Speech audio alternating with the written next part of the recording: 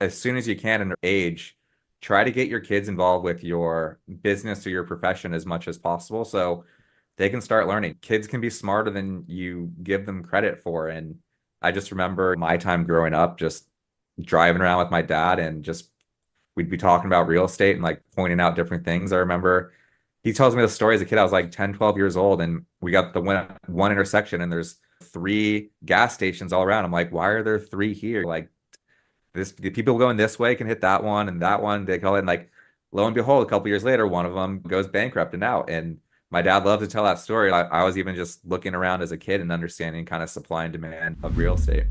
James Bohan, how are you today, sir? I'm great, Kenny. Thanks for having me on your show. We have a for sure expert in the building on all things tax related, specifically, I would say in the real estate sector as well. Those overlapping. Yeah, my main business is primarily being a CPA and outsourced CFO for real estate investors and private equity fund managers. I got into this space about 13, 14 years ago. I've had my CPA license since 2011. And I started my career at the firm called Rothstein Cass, which was a specialist in the alternative investment space. And what we meant by alts back then was your hedge, your private equity, your real estate funds, stuff that wasn't traditionally stocks and bonds, got categorized in this idea of alts. So I grew up in a real estate family. I always learned about real estate at the dinner table. But when I started my professional career, I understood how fund managers and private equity was using the real estate asset class and layering these fund models around it. And so my career was really started going in and doing the taxes and structuring for a lot of these private equity real estate funds. I learned this other side of the business that I didn't get just growing up in a family of real estate developers. That's awesome. So you just talking about the dinner table there. What was it about real estate that your family was doing? Is your dad buying real estate as well, or was it just a investing type of family dinner? They were developing a lot. We moved out to Las Vegas in the 90s because my dad was developing some single family homes out there, which eventually rolled into developing some multifamily buildings. I remember having some conversations with my dad, and we just look at real estate as having a leveraged bet on inflation and a bet on the Federal Reserve doing what the Federal Reserve does. There's a lot of wisdom out there that says don't fight the Fed. And I feel like real estate is one of the main beneficiaries of Federal Reserve policy, where they continue to inflate the money supply and as a result, hard assets that you can't print more of just have their price load up in relation to the way that the monetary economy works. Yeah, wow. So you and dad, now, was there a lot of other brothers and sisters in your family where this was just like a spirited conversation, like ongoing all the time, or was it like a you and dad thing? It was more of a me and dad thing. I have a younger brother who wasn't really as interested in the family business. We've had talks, and over the years, they get to some level of wealth. And I asked my dad, like, why are you working so hard? What are you doing this for? And I said initially it was for survival. After he graduated college, he was working two or three jobs, living out of his car, washing dishes. And so a lot of his ethos came from this survivor mentorship. And then after that, he's saying he's working so hard to pass it along to my brother and I, so we don't have to go through some of the same strife that he did. Yeah. Wow. I think that's a great way to build that foundation of values in regards to, listen, I'm not just trying to get a super nice car in the driveway here. We're trying to survive. Yeah. If you can take that same mentality and put it toward building real estate or development or building a team, I feel like there's just no ceiling on how far you can go. Tell me a little more about your dad, just this being the invested fathers. I always feel like that's a great insight into who you are, James. His dad was like this, so this is how I turned out because of that, or I went another direction because things were like this. Yeah, it's pretty interesting. So I followed both my dad and my mom's careers pretty lockstep in a couple different ways, which is really funny. So my dad went to USC and ended up working for one of his professors in real estate. And my mom was a CPA. So I became a CPA and then when I got my master's in real estate in development from USC and then ended up working for one of my professors as the CFO. So it's crazy and weird to me how I've both dual tracked both of my parents' careers into one career for myself. It's pretty wild. And some of the best advice I got from my dad growing up was to get your CPA license and then you'll be able to write your ticket to do anything you want in life. Mm. I never really quite understood what that was. You're a young 20-year-old kid graduating from college. You're like, I don't want to do accounting. It's hard work, it's hard hours, it's unappreciated, it's low pay compared to tech or finance. but it was such a good basis and foundation for being in business that I am starting to encourage other people now that, hey, if you want to be successful in life or if you want to have a career in business, I highly recommend being an accountant, getting your CPA, because it's really hard to mess it up once you have that. And Mhm. thinking about where career paths can go, with a CPA and accountant, you can pick whatever industry or field that's really interesting to you. So for me, it was real estate, and I was able to work my way up, have all real estate clients, learn the business inside and out from my clients. I had the benefit and blessing of learning it from my family as well. But Mhm. for those that don't, you're able to get a very similar experience to I had growing up by being a CPA and accountant for businesses that you would eventually want to own or work in yourself. So a typical accounting career is you could work 2 to 3 to 4 to 5 years, get yourself up to a manager level. Then you're really interacting with your clients on a very personal and in-depth basis. So when they might have a hiring need for their own internal CFO or accounting manager, the CPA that's working in public accounting for them is probably the number one fit for that job. So Mhm. it's just a matter of determination and being willing to suffer through accounting classes and getting that CPA exam passed and getting and then working for 2 years to get your license. If Mhm. you suffer enough doing this, then you're going to have an easier life on the back end. And being where I'm at now and providing for my wife and our eventual family and kids, having the CPA license is literally like gold because I know I will always be able to provide for my family one way or another. Yeah, that's awesome. You mentioned before we recorded, one of the main reasons why I focus on real estate is because I kept seeing people do it wrong. And it got me frustrated to the point of I just need to like rather do this, be the leader to maybe invest. Maybe the question is, what are some common mistakes or some mistakes that you've seen on your end? And because of seeing those done, whether how the operator structured something, what have you done because of it? One thing I see that people invest in real estate do wrong is that they're just baking, praying, and hoping on rent growth to meet their pro forma.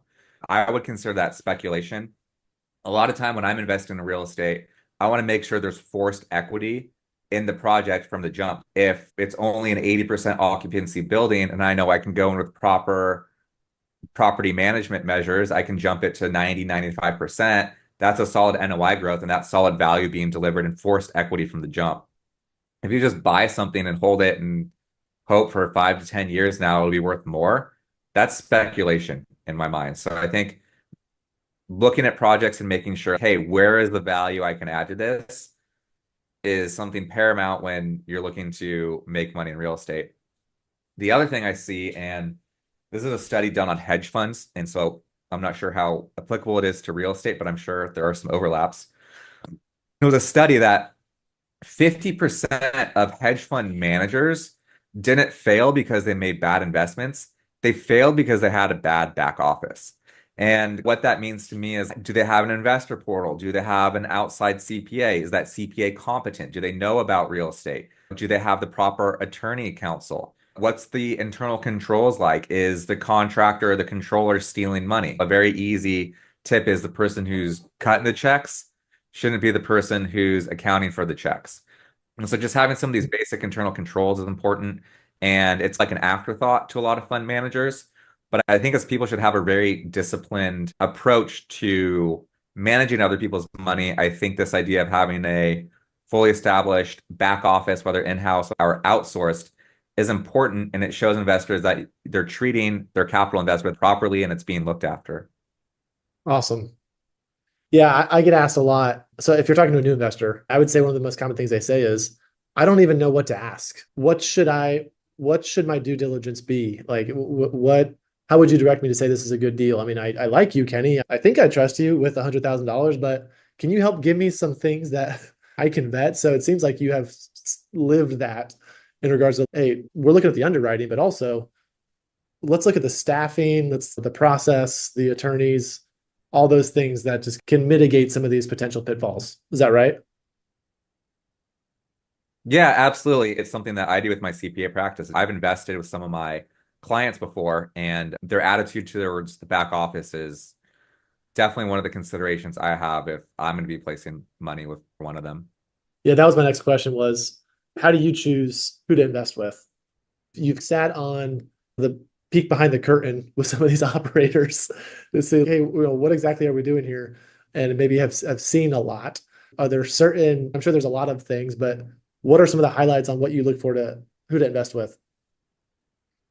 I think track record is important. I think their attention to detail, how much they care about their back office, their reporting to investors. Mhm. And then is the person really doing it for fees? Is their long-term vision aligned with mine? Those are some of the questions I ask. Cool. And your own investing career, because you have your own apartments and things as well. Is that something that you're right now focusing toward in on like bringing other investors with you, like other fund of funds managers or private capital? Yeah, so I'm in the process of putting together a small fund right now to capitalize on some of the opportunities I'm seeing in the mountain states, Hmm. which are the fastest growing economies in the United States. We've just been doing it with our own family so far, but as we built out the track record here, we're starting to get our fund documents together with the attorneys to start being ready to capitalize on what I see is coming around the bend here. Awesome. Okay, I'm going to shift a little bit of the conversation. Tell us a little bit about your fatherhood experience or lack of fatherhood thereof. So I just got married about a year ago. My wife and I are practicing Christians, and we're waiting for the Lord to bless us with our first child. Hopefully, it'll happen in the next year. Right now, we're just trying to make sure we're getting all our lives aligned and ready to be able to welcome a child into the world. I've been working really hard on getting my accounting firm staffed up appropriately where I'm not working 16, 18 hours a day. So when we do have a family, I'll be able to be more present for them. Yeah, thanks for mentioning. I feel that Christians in the workplace have a certain stigma, to be honest. I've lived in a bubble, but I've been around a certain Christian college, Christian business environment, and it has felt like, hey, you can't be rich and a Christian. Like there's a conflict of interest there. And I know that's a myth. And I think that's just still something that maybe I'm in the minority of thinking that. But in your experience, being a Christian in a secular environment, how has your experience been in being a Christian? And also, have you had certain views given to you that you feel like you've been trying to break? Yeah, very good question. So I'm a newer Christian in my faith. I was raised Catholic, but that didn't stick to me. And then I went and explored Buddhism and all that other stuff. But the Hmm. past 3, 4, 5 years have just been real evidence to me of the truth of the gospel. And so I think the idea that Christians can't be rich, I don't think that's biblical. I think there are rich Christians or rich biblical figures in the Bible, whether they were Christian or not, depending on when that chapter was written. God wants to bless us.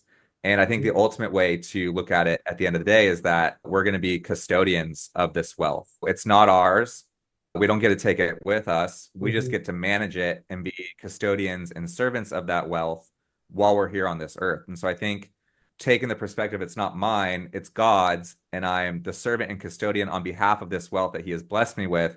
One, helps keep you humble, and two, reminds you that you can be rich. And does God want to make a non-Christian or a Christian rich? Is a person in this world going to have more power or more influence or be able to impact more people's lives, whether they're rich or poor? You definitely can in both ways. Service can happen in a lot of different ways. But if you're rich and a Christian, you're able to push the envelope through financial means and donate or start charities or endeavors that can impact millions of people. I don't think there's anything wrong at all for Christians to be rich, especially when you adopt the mindset that it's all his to begin and end with. Totally agree. Yeah, I like to think of it like your hands are open. So if God places things in your hands, great. Tighten them up and no, don't take it back. But it takes them away. It could be billions of dollars. It could be what you just need to have food for this week kind of deal. And I love that. And that's so encouraging to hear about the new Christian. You've went a couple different routes in regards to trying to figure out where is peace, where is it at in regards to my soul, and how should I be living. I would love to explore, if you don't mind, the relationships you've had before being a Christian and now after. What have you seen? How have some of those maybe relationships in the business world been affected through a big change of yourself? I haven't really noticed any glaring changes, and it's really hard to answer that question because over the past 4 or 5 years, as I'm becoming Christian, there was the whole pandemic that happened, and I Yeah. moved out of California and moved to Idaho. So just like a complete change in total lifestyle. The Lord has blessed me with a small farm that I live on up here, And so it's just been a completely different life. And I haven't really noticed any difference in my business interactions. The one thing for me was that I used to be the CFO of a debt fund and we lent a lot of money out to real estate developers.